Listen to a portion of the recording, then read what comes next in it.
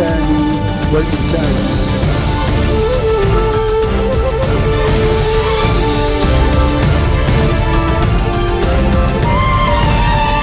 Good afternoon, you're watching the English newscast here on Future Television. We're happy to be back on air after the month of Ramadan.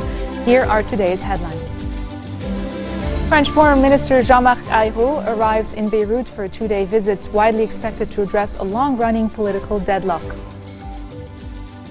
U.S. Defense Secretary Ash Carter makes an unannounced visit to Iraq as Washington seeks to capitalize on the recent seizure of a major airbase close to Islamic State-held Mosul. And renewed clashes break out in the South Sudanese capital, Juba, despite calls by the UN Security Council for rival factions to end the fighting. French Foreign Minister Jean-Marc Ayrault has arrived in Beirut for a two-day visit that is widely expected to address a long-running political deadlock that has prevented rivals from electing a new president. Ayrault traveled by helicopter to the south to inspect the French battalion serving with the peacekeeping UN interim force in Lebanon. He is scheduled to visit French Ambassador Emmanuel Bon, as well as Speaker Nabih Berri, Prime Minister Tamam Slam, and Foreign Affairs Minister Gibran Bassil on Tuesday. He will hold a joint news conference at 7 p.m. with Bassil at the Boutros Palace. Prime Minister Tamam Slam says Lebanon will continue to assist communities hosting Syrian refugees. The Maps of Risks and Resources project, launched at the Grand Sarai today, aims to support Lebanon's host communities in partnership with Lebanon's Social Affairs Ministry and the United Nations Development Program. Salam said he hopes this project can meet the challenges of the refugees and host communities. UN Resident Coordinator in Lebanon, Philippe Lazzarini, said Lebanon was passing through a critical stage and called on the state to support municipalities to ensure development. British Ambassador to Lebanon, Hugo Shorter, also expressed his country's support for Lebanon. In Lebanon, the Syria crisis has exacerbated a badly strained and already overwhelmed political and economic system. The country is under significant stress, and the danger to internal stability cannot be overlooked, as the events of recent weeks testify. The massive influx of refugees has increased the population of the country by 30%. The vast majority of the Syrian refugees are hosted by the poorest communities of the country. More than 80% are living in 250 municipalities, mainly in Akkar and the Bekaa Valley. In the past 5 years, the refugees have overwhelmed the services, including healthcare, education and basic infrastructure. These rapid changes have had profound consequences, affecting dynamic in local communities, creating risks and tension which require increased resources and engagement by authorities to prevent and manage risk and problems when and where they arise. We continue to recognize the efforts made by the government of Lebanon in response to the Syria crisis and what that has meant for Lebanese communities. I also would like to reiterate my support for the government's commitment to making the Lebanon host communities support program such a success, a program which was launched by UNDP and the Ministry of Social Affairs in 2013 and has grown exponentially to support vulnerable local communities throughout the country. Since I arrived in Lebanon almost a year ago, I've been struck by the way the Lebanese people are showing on a daily basis their resilience, their tolerance and generosity in the face of incredibly challenging circumstances. A 16-year-old girl was allegedly gang-raped by 3 men in North Lebanon. The National News Agency says the men were detained by the Army intelligence. A 4th suspect is also believed to have been involved in the incident. The assailants, all from the Zahriya neighborhood in the northern city of Tripoli, are being questioned by the relevant authorities. A girl from Dahr al-Ain in the northern Koura district lives at her grandfather's house in Tripoli's Abi Samra.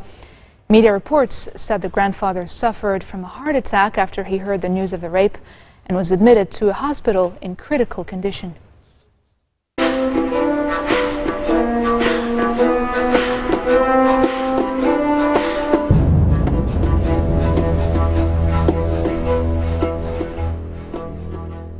rebels have launched an attack inside Aleppo, shelling Syrian government-held areas and clashing with government-allied forces in the center of the divided northwestern city. Syrian warplanes bombarded rebel-held areas in the city and north of it days after the government side effectively cut off a road leading to the insurgent-controlled neighborhoods and moved closer to completely encircling them. The Syrian Observatory for Human Rights said rebels fired more than 300 shells at western government-held neighborhoods in response to government advances towards the Kaseyo Road. Aleppo's Syria's largest city before the war has become one of the main battlegrounds of the civil war, now in its 6th year.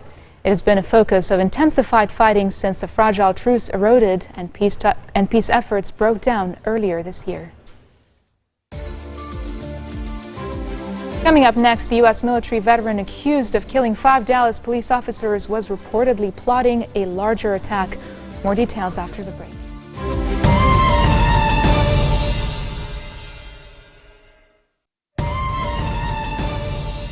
Welcome back. U.S. Defense Secretary Ash Carter has made an unannounced visit to Iraq to meet U.S. military commanders and Iraqi officials as Washington seeks to capitalize on the recent seizure of a major airbase close to Islamic State-held Mosul. U.S. officials said Carter will meet with Iraqi Prime Minister Haidar al-Abadi and Defense Minister Khalid al-Ubaidi, as well as U.S. Army Lieutenant General Sean McFarland, the head of the U.S.-led coalition battling Islamic State in Iraq and neighboring Syria. Iraqi government forces said on Saturday they took back control of the Qaraya air base 60 kilometers south of Mosul, the largest Iraqi city still controlled by the hardline militant group. Moving on to Africa, renewed clashes have broken out in the South Sudanese capital Juba despite calls by the UN Security Council for rival factions to urgently end the fighting that has engulfed the city in recent days. Hundreds of people, mostly soldiers, have been reportedly killed in the fighting between rival armed groups since Thursday, raising fears of a slide back into all-out conflict in the 5-year-old country. The health ministry believes at least 272 people have died. The fighting erupted. The SPLM-AIO forces attacked the checkpoint. They definitely overran it because the forces which are usually there are those who are there to regulate the movement of the traffic and so forth. They overran it, and as such the SPLA forces had to move in to address that situation. That situation was addressed, and at present the situation is calm, the situation is normal. Juba town is under full control of the government of the Republic, of the government. There's nobody who is having control here. These are wishful thinking. The country has a president, one government, as Michael said, one people. So the law and order is the responsibility of the government all over the places of the country, including where the IO forces are deployed. We are appealing again that you also, the media houses, help us sending this positive message to our people and to our friends that the country must live in peace. North Korea says it has notified the United States it will sever the only channel of communication between them in response to the U.S.'s blacklisting of Kim Jong-un. KCNA news agency says all matters related to the United States, including the handling of American citizens detained in Pyongyang, will be conducted under its wartime law. North Korea's military has also threatened to take physical action after the United States and South Korea announced they will deploy a sophisticated missile defense system on the North Korean peninsula. Seoul and Washington said the Terminal High Altitude Area Defense Anti-Missile System will be used to counter Pyongyang's growing nuclear and ballistic missile capabilities. U.S. military veteran accused of killing 5 Dallas police officers last week was reportedly plotting a larger attack as protests against deadly police shootings of black men continued. More than 100 people protesting against the deaths of African Americans at the hands of police were arrested on Saturday and Sunday in Baton Rouge, Louisiana, where Alton Sterling, a 37-year-old black man and father of 5, was killed by white officers on July 6th. On Thursday, just a reminder that 5 white police officers were killed during a demonstration by a suspect named Micah Johnson, a former U.S. soldier. In an interview with CNN, Dallas Police Chief David Brown said Johnson had used shoot-and-move tactics to gun down the 5 officers. Something unprecedented happened in Dallas. The police department used a bomb robot to kill the gunman. Take us through that process. How did you make that decision? I was in radio contact with the SWAT team negotiating once we had him pinned down in the second floor of the El Centro College building. And they began conveying to me that this person was in a gunfight with them, and he was in a position such that they could not see him. He was secreted behind a brick corner, and the only way to either get a sniper shot to end his trying to kill us would be to expose officers to grave danger.